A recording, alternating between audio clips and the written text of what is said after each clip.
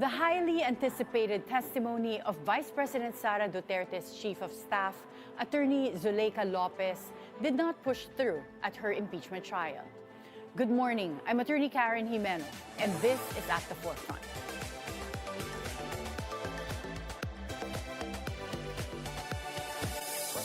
During Tuesday's impeachment trial, NBI Regional Director Jeremy Lotok said the supposed reference to the Romanovs of Russia first came from the Vice President's brother, Davao City Mayor Baste Duterte. Lotok added that this may be considered Mayor Baste's threat to the first family. VP Sara's defense lawyers previously said a supposed Project Romanov or a plot to eliminate the Vice President's family triggered her threat against the President Bongbong Marcos, the First Lady, and former House Speaker Martin Romualdez. To help us dissect yesterday's hearing and what lies ahead, we'll be speaking with former Iloilo Representative Niel Tupas. He headed the prosecution team during the impeachment trial of the late Chief Justice Renato Corona. Good morning, former Congressman Niel. Good morning, Attorney Karen. Okay, let's start with 5 days of the impeachment trial and 2 witnesses. So after all of that, we're now entering the 6th day. Do you think that the prosecution has established a strong enough case with Article 4? Or do you think there are still gaps that need to be filled? Well, definitely not a strong case yet. 2 witnesses, 5 days of trial, and yung ibang witnesses, actually the best talaga na nangyari kahapon is hindi na present ng prosecution yung next witnesses nila. Sila Attorney Lopez at yung sa Congress. So, I think yung para sa akin kasi, yung article mismo na to is not the strongest article. In fact, for me, this is the weakest article. In the midst of all the graft and corruption, inuna kasi nila ito. Which I think, kung ako lang, bilang yung experience natin sa Corona impeachment, dapat talaga you should start with the strongest. Okay, so, but I think sabi ni Public Prosecutor Terry Ridon, this is their strongest article of impeachment. So you don't agree with that? I don't agree. Why are you saying na hindi siya malakas? Because ang usapan ngayon, because Court of Public Opinion, ang usapan natin ngayon, Attorney Karen, is yung bayan . Ano ba ang problema talaga natin? Graft and corruption. Billions of graft and corruption. Oo. And then with the flood control controversy, parang trillion na yata. Trillion pa. Ngayon, ang impeachment, we will impeach the second highest official of the land. Tapos grave threat na galit na galit. And kung meron naman ang prosecution kasi sa ibang article, like for example, unexplained wealth, na nag-shift ang burden kasi noon, unexplained wealth. Pag yung income mo, mas mababa yung income mo mas maliit dun sa wealth mo, di ba mayroong presumption of ill-gotten? May presumption. So bakit hindi inuna yung graft and corruption, yung bribery, yung unexplained wealth, yung confidential fund? So dito, yung first 5 days of the trial, yung utterances lang, na pinoprove ng prosecution na ito ay grave threats. Yeah. And it could be. Diba? It could be. It's a conditional under the revised penal code. And pinoprove lang dito na inciting to sedition, which is medyo malabo pa. Kasi nga, ang inciting to sedition, lahat ito, hindi pa sa korte. Nasa Department of Justice pa lang for preliminary investigation. Yes, Ang question only dito sa Article 4, which is first presentation, the kill threat, is whether even assuming, arguendo, na ito ay grave threats. Under the revised penal code. Under the revised penal code. Yung sa inciting to sedition, medyo, sige, pabayaan na muna natin yun kasi debatable yun. Would it rise to an impeachable offense or betrayal of public trust? Yeah, that's the question. I agree. That's the question. So it's not about technical yung mga dates. Hindi yun Hindi yung technicality Assuming na in-utter ni Vice President yon, impeachable ba yon under the ground of betrayal of public trust? Yeah. Ngayon, ang prosecution, 2 witnesses, kung na-prove na yung utterances, I don't see any reason why they should continue with this article. So you think the longer it drags, makakatulong ito sa defense. Kasi ano pa ipopromo unless yung Romanov, unless pala yung Romanov na ngayon, sinabi ngayon, Yung Oplan kahapon lang, Romanov, yes, oo. nasabi rin na threat raw against the first family, unless nakuha nila yung tao doon. Oo, kaya lang magulo rin yung Oplan Magulo. Romanov kasi, 'di ba merong nung nag-live press conference si Vice President Sara wherein she uttered the alleged threats. Doon din merong nagtanong, ano ba yung name ng princess something? Yeah, si princess, Oo, yeah, na sa media. siya yung nag-bring up nung Oplan Romanov. Correct. That apparently based on her question, it seemed like it was an operation or on an Oplan to eliminate Vice President Sara and her family. So, like you said, kung makapagpalabas sila ng tao that will say this Oplan Romanov is against PBBM and his family, then that would change the strength of this That article. Yes. Okay. Pero kung hindi walang ganon, I think okay na ito. And they should move on dun sa next article, which mga articles na it would patch yung sa Yeah. graft and corruption, ill-gotten wealth. What about unexplained wealth. alleged hitman? Kasi naalala ko may tinanong na from the public prosecutors. I can't remember if it was Congressman Defensor when he was asked whether they will present or no, I think baka yung si private prosecutor nila that's leading this article. Okay. But from what I remember, a senator judge asked if they will present the alleged hitman and I think they said they will. Kung yun ba, mababago rin yung strength ng article na to. If they're able, if the prosecution is able to present someone who can say that he was hired by Vice President Sara and or kinausap siya na, well, to do something to the president and his family. Definitely. Diba? Mag-iba yung complexion. Pero without that, and according sa Attorney Lotto, wala eh. Wala silang nakita based on the NBI investigation. Walang taong magsasalita. So kung wala yun, I don't see any point of continuing with this article. At least yun lang, based on my experience sa Corona impeachment. Yes. So on that point, why do you think that they went through this whole exercise? Because yun nga, nag-uusap tayo as lawyers dito. Ang tanong natin, bakit hindi na lang sila nag-stipulate on this during the pre-trial?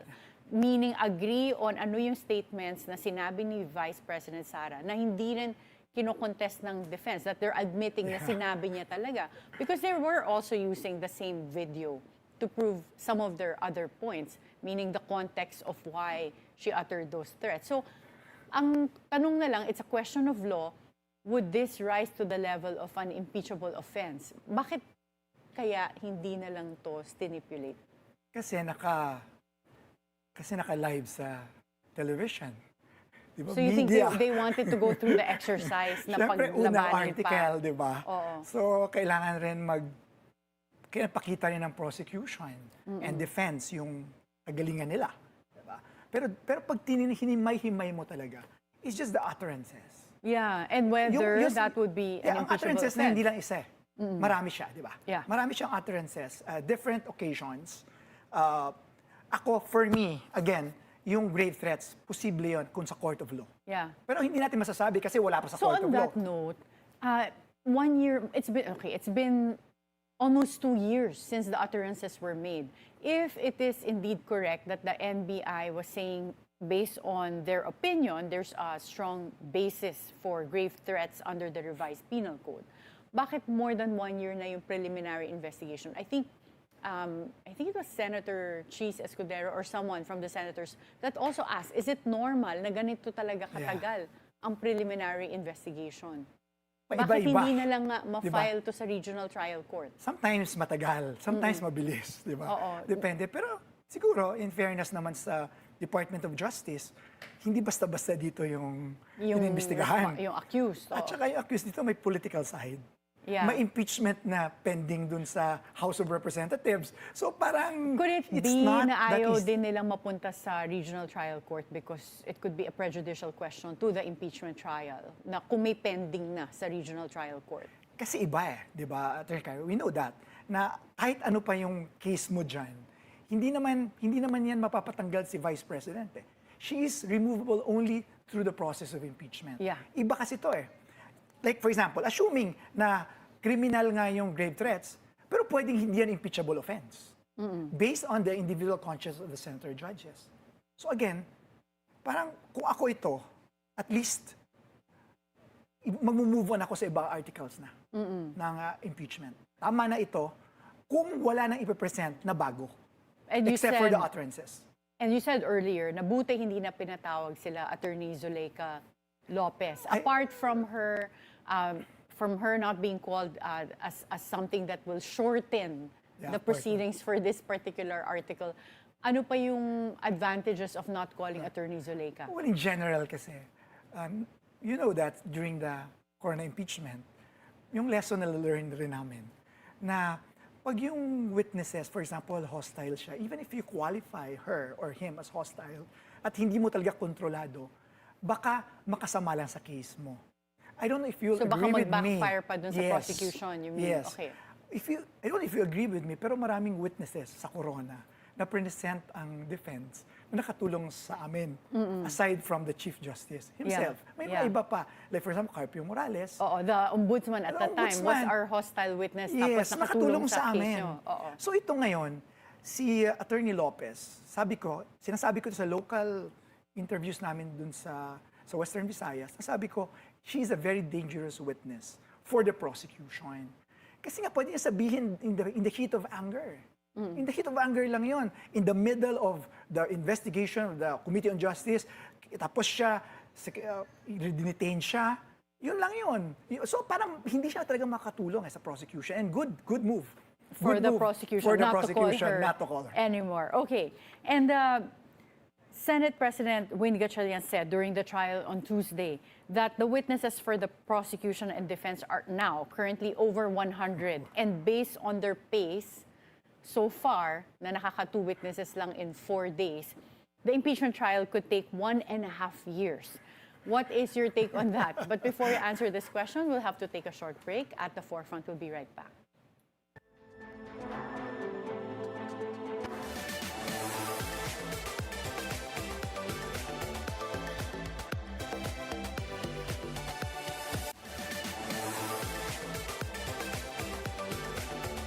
Welcome back at the Forefront. We continue our conversation with former lawmaker Attorney Niel Tupas Jr. Attorney Niel, so ngayong for this trial, Senate President Win Gatchalian said that there are over 100 witnesses, both from the prosecution and defense combined, and based on the pace that they have so far, this trial could take 1.5 years. What is your take on that? Election na yun. Oo nga eh. Actually, naisip ko nga, tapos na yung election by then, if it's 1.5 years. Parang in the middle of the election. Oo. Actually, if you will look back at the Corona impeachment, originally may 100 plus witnesses on prosecution. And we trim it down to 24. So, present namin sa Corona 24. And kayo, Attorney Karen, you presented 25. So, all in all, sa Corona, impeachment, we presented 49 witnesses. It took us 6 months. Yeah. Yung judgment. Oo. So tama talaga yung estimate din ni SP Win, no? Pero ang tingin ko nito, kung hahaba itong impeachment trial, it would favor the defense. Kasi ang defense naman has nothing to prove. Ang prosecution has the burden of proving it. Pahaba na pahaba, palapit ng elections, magiging politika ito, negative ito. So the longer it takes, the longer it drags in favor of the defense. So I think dito, ang tingin ko, parang feeling ko lang, na unti-untiin ito ng prosecution paiksiin. Kung marami silang witnesses, I think marami pang witnesses na unnecessary, useless. Yeah. It will not help their case. Probably, baka tumulong pa ibaon sila. So, I think they know this by now. Kaya yung good step ang day that was trial number 5 yesterday, na 2 witnesses yung tinanggal nila. Pero I think the best move could have been tinapos na nila yung article na to. Tapusin Kasi na lang kung nila. NBI pa na naman, boring na eh. Oo. Boring. Bakit? Pero hindi na ipapatawag si NBI Director Melvin Matibag. Pinatawag siya. Oo. But will they cancel that? Or No, hindi pa rin. As of yesterday, naka-schedule sa day 7, Monday, si NBI Director, which para sa akin, kung ako ang prosecution, hindi ko na itutuloy yun. Oo. You were the lead prosecutor during the time of the impeachment of Chief Justice Corona. Yes. And napansin ko, well, I was on the other side sa defense, but we had our lead defense, which was Justice Cuevas. Yes. Pero napansin ko, kayong dalawa talaga lagi ang nagaharap on the floor. You were making the objections, you were the one arguing on the floor, the manifestations. Parang iba siya with this impeachment right now, where it's the private prosecutors that are more visible. May 3 observations ako, Attorney Karen. Number 1 is, during the Corona impeachment, si Enrile nag-rule sa first day pa lang na hindi pwedeng mag-argue dito ang private prosecutor. So dapat, you really had to argue. So I had yung tatlong motions na yung first day pa lang. Tinginan kami, hindi sila pwede. Dapat sila mag-argue yung hinire namin. So ako nag-argue. And nanalo kami, di ba, yung tatlong motions na yun. Then with respect to all arguments, all manifestations, it should be the public prosecutor. Preferably, sabi doon, the chief or lead prosecutor. This was for the in prosecution, the Senate in the Corona. rules. Oo, nasa rules nila yun at that time. At least may ruling si Enrile at the time. Oo. It was made. It was a ruling made by then presiding officer, Senator Enrile. So lahat ng arguments dito, hindi pwede ang private prosecutor. Pwede sila mag-direct, mag-cross, mag-redirect. Pero yung in terms cross, of while the trial is ongoing, it has to be the public prosecutor. It has to be that. prosecutor. So ito yung difference ngayon. Yeah. And what do you think is better? Kasi doon parang kami lang ni Justice Cuevas eh. At least na nabigyan din ng opportunity. Pero I think, with respect to arguments, respect to yung case law, respect manifestation, dapat ipakita ng prosecution dito na silang may control, hindi yung private. The public prosecutors, Which leads me to the second na difference. Ang second difference dito, ang Corona impeachment, very, very strict si presiding officer Enrile. Hindi pwede yung mga, oh wow, yung mga side yung comment. Mga comments na yung mga side comment ng mga lawyer, sisigawan yun. Ng mga Tigre at Leon ng Senado at the time. Pero very lenient. Senator Miriam Defensor Santiago there. Isa lang yun. Pero sila Joker doon. Drilon, sila Angara, sila Pimentel. All of them, di ba, mga legal luminaries. Pero ngayon, napakalax. And the Angara back then was Senator Ed Angara. Ed Angara pa yun. So ngayon, parang, siguro, well, si Cheese is very, very intelligent. I know him, professor nga ng wife ko. Managing the trial very well. But I think, with respect dun sa counsel, he should really konting control pa. So yun ang difference. Iba-ibang. Ano yung third difference is, may paalala ko during the Corona, pinapatapos muna yung direct examination. Tapos yung cross pinapatapos. Tapos ang senator judges, they have all the time in the world to ask questions. Pero except, pag may mali ako, for example, ako nagde-direct, sasawayin ako ng senator judges. Pero ngayon, ano pansin ko, how come, na ngayon in the middle of the cross, may mga questions na yung mga center judges. So nawawala yung thought mo eh. Yung flow of questioning mo pag ikaw, let's say, nagko-cross. Or for the prosecutor or the defense. Or the defense. So yun yung medyo difference ngayon. Okay. Interesting, no? And then let's see if they will change things along the way. And today's proceedings will focus on oral arguments over the prosecution's request to subpoena the bank, AMLAC, AMLC, and BIR records of Vice President Sara Duterte and her husband, Man Scarpio. What should the impeachment court consider in terms of deciding whether to grant this request? Well, actually, ang AMLAC grant na yan sa Corona impeachment. If you remember, meron mga questions about AMLAC. Na-grant yan eh. Ang question dyan, more importantly, yung sa tax. Kasi nga meron nga sa rules doon na president lang under the guidelines of the Department of Finance, the president, they can issue an executive order allowing the authorization, allowing the opening of the green box na tax containing the tax records of the vice president and her husband. So tingin ko yun yung madugo. Pero ako personally, impeachment court kasi ito eh. And we're talking about public accountability. We're talking about Article 11 of the Constitution. We're talking at the very heart of the Constitution of democracy na may accountability. And I think may power ang impeachment court. Kung may power ang presidente na mag-open yan, how much yung korte na pwedeng itry niyang president, pwedeng itry ang high officials. But it depends now. And I hope ang mag-argue nito sa prosecution, yung chief prosecutor nila. Which would be Congresswoman Luis Ro. Dati tayo nag-argue lahat eh. Dapat ito pakita ng Because they prepared for 2 years ang prosecution dito. Ang Corona impeachment, we prepared only for 1-2 weeks. Ang layo pala. So Parang yung kailangan, 2 weeks, that's just the I want to almost see, the amount of time for I the want to see pre-trial. Attorney Karen. Now, with respect sa important issues na to, for the House prosecution team to show na sila ito.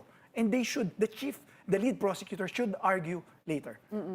Day trial number 6. In the past, you were interviewed and nabasa ko yung article na interview sa'yo when you said that, but this time, Congress, as the prosecutors, they don't have the moral ascendancy because of this whole flood control corruption.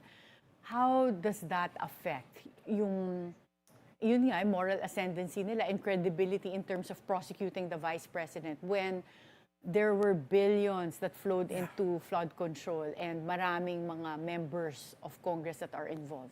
Well, I think all of us will be in agreement na kung i-compare mo ito sa previous impeachment, nung time ni Corona, si Corona is not running for president. He was not. Hindi siya elected official. At the time, ang prosecutor, ako ang chief prosecutor, lead prosecutor, makasamahan ko na iba, wala silang mga kaso na maleta, wala silang mga kasong flood control. Ang Senate at that time, wala rin kasong ganon. So, I think we're in agreement na medyo iba ito. Kasi yung prosecutor mismo, ang Senado mismo. So, mahirap ang trabaho dito ng prosecution. Kasi in the midst of all the allegations, at mas mataas ang rating ng Vice President kaysa nag-i-impeach sa kanya. Na baliktad dati. During our time, mas mataas ang modesty aside, mataas ang rating namin kaysa kay... And the public perception of the Chief Justice was negative then. From the start, Negative yun. Ito hindi, di ba? Ito yung magulo, confusing. Tama ka, baliktad. Mas Baliktad. mataas ang approval rating ng Vice President. Well, in short, mahirap ang trabaho talaga ngayon ng prosecution, pero they can overcome this. They can overcome this by presenting only the strongest articles and not to drag this.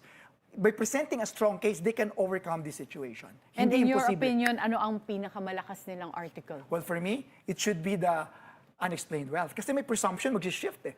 Pag yung wealth mo, hindi proportionate sa income mo, mayroong presumption of ill-gotten. Yun, mag-shift ang burden nun. Tingin ko that's malakas yun. Tingin ko malakas yung kung meron silang witnesses dun sa confidential funds. Tingin ko malakas yung bribery because it all involves graft and corruption. And if we don't talk about graft and corruption in this time now, when we are in the midst of billions and trillions of allegations ng mga corruption, baliwala sa taong bayan. Kailangan talaga that's why corruption. you're saying yung grave threats, baliwala yan. If you compare it to the context of the graft and corruption Well, very important siya issue in kasi the country. against the president. Very important siya against the president. Ang president kasi hindi mo ka pwedeng ganunin. Diba? Pero under the context. Yung video na pinakita ng defense that the president was saying, may interview siya with another journalist and he was saying, ako gusto ko ng conciliation at sabi niya pwede pang maayos with the Dutertes. And this was already months after the alleged grave threats were made. Do you think that softens the argument na the president did not feel threatened and this may not amount to an impeachable offense, yung threats ni Vice Kasi ang feeling ko President Sara? kasi, Attorney Karen, ang ginagawa lang ng prosecution is basta na-utter yun. Kasi under naman, ang pinoprove ng prosecution actually, parang sometimes nalilihis sila, pinoprove nila yung revised penal code. Sa revised penal code, it doesn't matter kahit tawanan mo yun.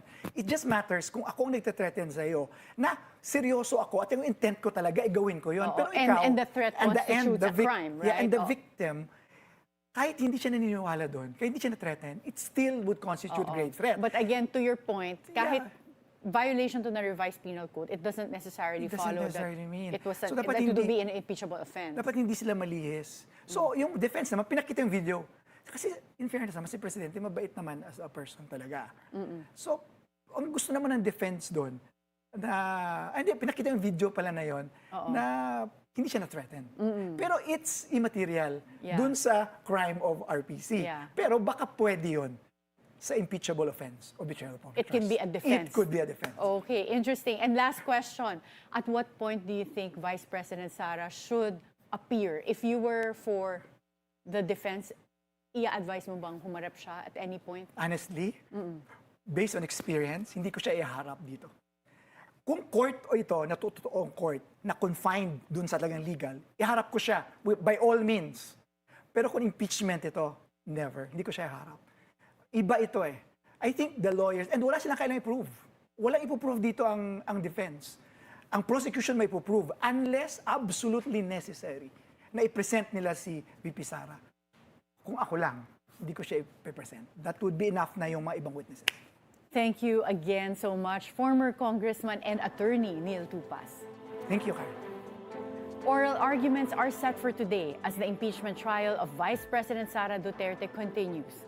The prosecution is expected to argue for the subpoena of the Vice President's bank and tax records, as well as information from the Anti-Money Laundering Council. They maintain these documents are crucial to determining whether there is evidence to support the allegations of ill-gotten wealth. The impeachment court must now decide whether the request meets the legal threshold for disclosure. Be informed, be insightful of the news. I'm Attorney Karen Jimeno. Always stay at the forefront.